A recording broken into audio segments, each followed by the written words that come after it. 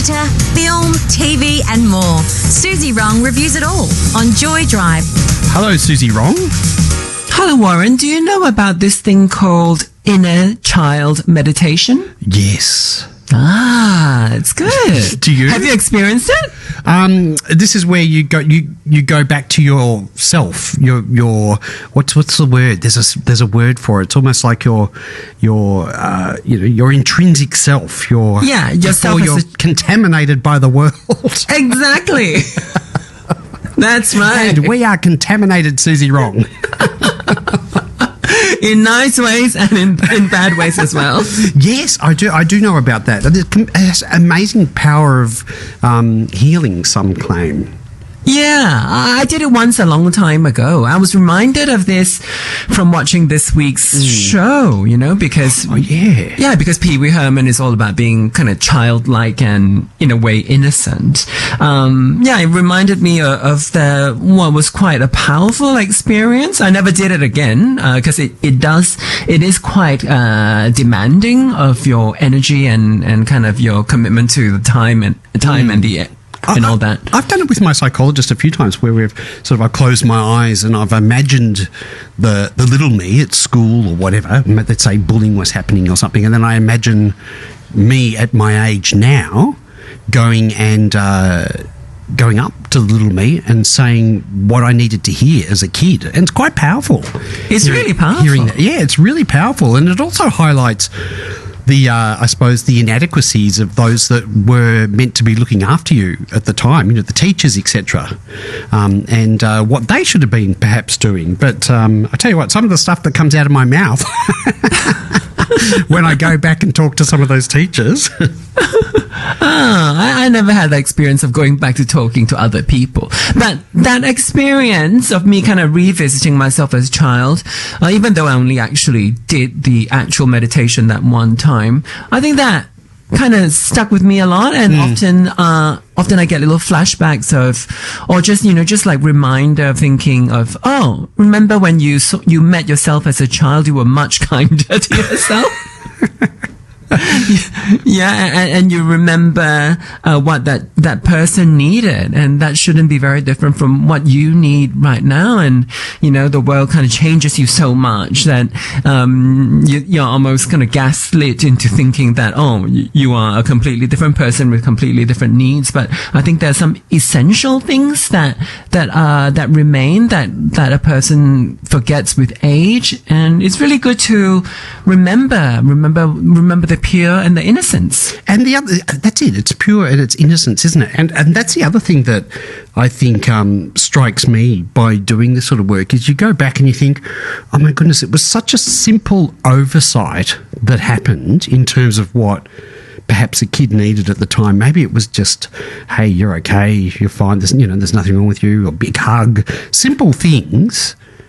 The lack of those simple things have a profound impact in adult life, and that's for me. It's a lot about all the kind of self-protective things that a person accrues over time, and some of them are helpful, and actually some of them I would say you only need for a short time, but because they become habitual. And I think this sort of inner child idea helps me kind of sift through all that and think, actually you don't really need that way of dealing with things anymore, or thinking, that method of doing these things are not the best. So I found it really helpful to to find a way to reclaim that innocence and purity. One of the things that I do, Suzy, is I imagine with those big wooden school rulers, they were like a metre long or something. Yeah. I imagine something like that, but instead of the 1 centimetre, 2 centimetre, etc. on them, the scale, I imagine the first year is the year I was born up until the present, and each mark is a year in time.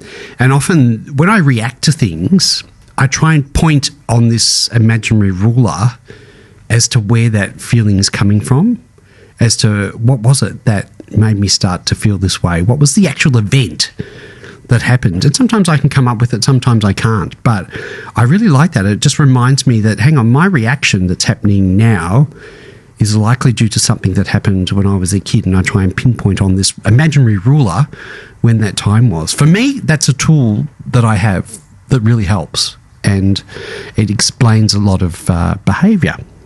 Yeah, it's important to understand how we act, the root causes of a lot of how we respond to the world. Sometimes we kind of respond without really thinking, because it just becomes a habitual thing. We instantly go back to that point in time. Yeah, and sometimes it is conflicting with what your actual nature is, because the world does require you to twist around quite a lot.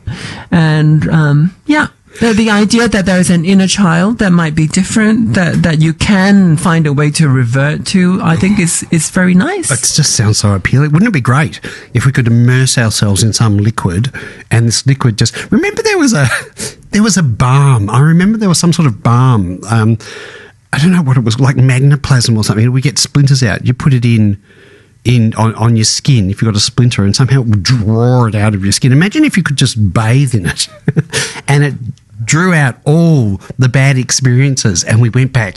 You came out of this stuff and you were back to your innocent self. It's unlikely that all of it can be drawn out, but I think a lot of work, a lot of introspection, a lot of just working on yourself. It's possible to unlearn a lot of stuff, and the place to start is just to find an awareness of where all this stuff's come from. Now, Suzy, we watched a documentary this week. It was called Pee-wee as Himself. Did you know about Pee-wee? Yes, I did. I never saw his programs back in the day, because I don't think they were available in Singapore. But because he was such a big international celebrity, and I was always very much into pop culture and celebrity, I knew of him. Yeah. Okay. I have to admit, I hadn't watched any of his shows before, but we watched the documentary Pee-wee as Himself. Suzy, give us your review. Do you want to say that again? Review.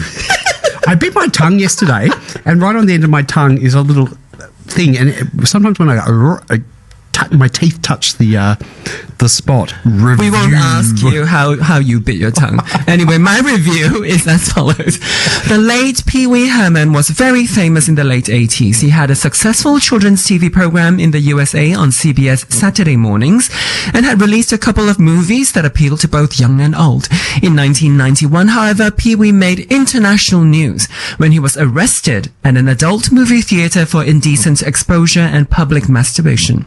The new documentary Pee-wee as Himself, streaming on the new platform Max, reminds us of that immense fall from grace at a time when queer people were routinely persecuted for whatever little excuse authorities could find. Pee-wee instantly became a pariah of Hollywood, even though he denied the charges, which were always very trivial anyway. Several years later, just as he was gradually returning to the limelight, another scandal breaks in which Pee-wee was accused of being in possession of child pornography, which we see in the documentary to be a totally false accusation. It is these tussles with the law and law enforcement that makes Pee-wee as Himself a riveting watch. Pee-wee's story represents a small but significant part of queer history in which we observe the readiness with which legal systems were positioned to attack us. For many years, I had wondered why Pee-wee never properly came out as gay, and in truth, I remain resentful of rich, famous, and powerful people who refuse to help with that burden of being out and proud. But the documentary demonstrates clearly the ferocity and ruthlessness that queer people had to face in times past. Aside from legal matters, Pee-wee as Himself has another big draw card, and that is Pee-wee's own screen charisma. His real name was Paul Rubens, and here we encounter a man who was at least as charming as his alter ego, recounting key elements of his personal history in a completely entrancing way. Warren, what were your memories, if any, of Pee-wee Herman in the 80s and 90s? No, I'd never seen Pee-wee Herman. I'd never watched him on television at all, so I didn't know. So it was all news to me. But I didn't grow up with Pee-wee at all. But looking at it now, that playhouse, the world, it was a real fantasy space, wasn't it, for anyone, I suppose, who never felt like they belonged in the real space. I can see what the appeal would have been, having this charismatic character on screen who was different somehow, and it would have been attractive to think, I want to be in that space. He built a very colorful world. At that time, I was, getting into teenage years, so it all felt a little bit juvenile to me. I never really saw any episodes, I don't think, but from clips and, images in magazines that I remember, I thought it looked like it wasn't really a child's program. It has so much camp in it that even at the age of, I remember maybe 13, 14, it was resonating because at that age you get embarrassed. You get embarrassed when like things are queer, and you kind of get an idea that it's about that stuff, and you get really embarrassed. And Pee Wee Herman was quite intriguing, or should I say was scary for me in that way. I felt like I can't say that I like Pee Wee Herman because then people will find out that I'm queer, because he seems so incredibly queer to me. But yet his fame was about a children's program. We're chatting with Suzy Wrong about the documentary Pee-wee as himself. Suzy, it's kind of wild watching the reaction to his arrest, the backlash. It wasn't just a moral outrage. It was like they were waiting for him to slip up. And it's almost like Pee-wee was too weird, too different, and people were there, they were ready to pull him down. What do you reckon? Do you think they were waiting? I wonder if that it is that thing where I said he comes across camp, but because he didn't attach any queerness to it, he associated his campness with sort of a childlike quality. So people, I guess, had to take him for his word, because they were very good at denying gayness anyway. Mainstream culture was all about denying anything that looked obviously queer at that stage, just saying that, it's not that he's gay, he's just a bit colorful. It's not that he's gay, he's just, he's like a child. So when the opportunity arose to attack him, they were really ready to. I remember hearing it at that time, and even though I was never a fan of Pee Wee Herman, I could clearly see that it was a homophobic attack, because I kept waiting for more details to be revealed about what he had done, and it just sounded so tiny. He went to a gay adult cinema and watched a movie. I don't think I heard anything about him touching anyone else, and I don't think he touched anyone else, but just that he touched himself in a way that other people in the cinema could see, in a darkened cinema could see. It all sounded so outrageous to me. That contrast, it kind of hit me too, how someone can be so famous, but still completely unknown as a person. I mean, it kind of feels true for a lot of queer people, don't you reckon? Being seen but not being seen for who you really are. Yeah, I did say in my review that I have this resentment for that sort of people. I guess I grew up in a time when coming out was a thing. Do you remember when Jason Donovan was outed, erroneously, and then the Face magazine got shut down as a result? I came from that climate when AIDS was really, really serious. People were dying in big numbers at the time, and yet you had very little kind of people speaking out, people that you knew who were powerful and rich, who had so much influence and were going to have so much impact politically and socially, but they just refused to help. I'm thinking even people like Rock Hudson, who most likely himself had died of AIDS, just couldn't come out. And I guess I was young and then, probably very naive. And I just felt so much resentment at those people. And Pee-wee would be one of those people. To me, he was clearly queer, but he didn't want to come out to be part of the movement. And then when he got found out, and he never admitted, but he got found out in those circumstances, which pretty much says everything, to me. And I was more angry about him than anything. Do you think that? I mean, he mentioned the fear. He wouldn't have been able to have a career had he been out. Do you think the fear plays into it, as in, my career will come to an end if I am out? And it's... Yeah, it clearly ended his career, and for something, like I said, is very, very small. But do you reckon if he had come out, do you reckon those things would have happened? Because they couldn't have, could they? Or would they have been even more on the lookout for I think these if things? he had come out, he probably would have community support. I imagine so. I imagine that there would have been more community support. At that time, there were organizations already, you know, and obviously in infancy stages, but there were, I imagine there would be groups that would come out in support of him and saying how ridiculous this whole situation was, of them trying to send him, I don't know, send him to jail or something for going to an adult cinema. I think there would have been community support.